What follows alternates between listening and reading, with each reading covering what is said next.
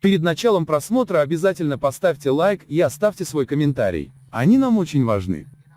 В Маре на базаре произошла массовая драка из-за куриных окорочков. На Зеленом базаре в Маре произошла массовая драка. Как сообщают источники Торкмен News, ее причиной стала распродажа куриных окорочков по госценю. Слух о том, что на базаре будут продавать дешевые окорочка, прошел по Марийскому вилаяту заблаговременно. За покупками успели собраться не только жители областного центра, но и люди из районов. Именно это в конечном счете и стало причиной конфликта. 17 декабря на базар поступили 8 коробок окорочков. Жители Мары выстроились в очередь. Но тут к базару подъехали 3 автобуса с жителями районов. Марийцы не хотели пускать их в очередь, заявляя, что окорочка завезли только для горожан. Но жители районов, проделавшие большой путь, не желали сдаваться.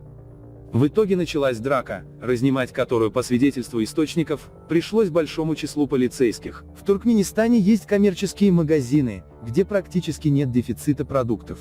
Но цены там недоступны для большинства населения. Люди вынуждены полагаться на госмагазины, где ограниченное число продуктов продают по фиксированным ценам. Например, килограмм яблок в коммерческих магазинах стоит 55 манатов, а госцена составляет не более 15 манатов.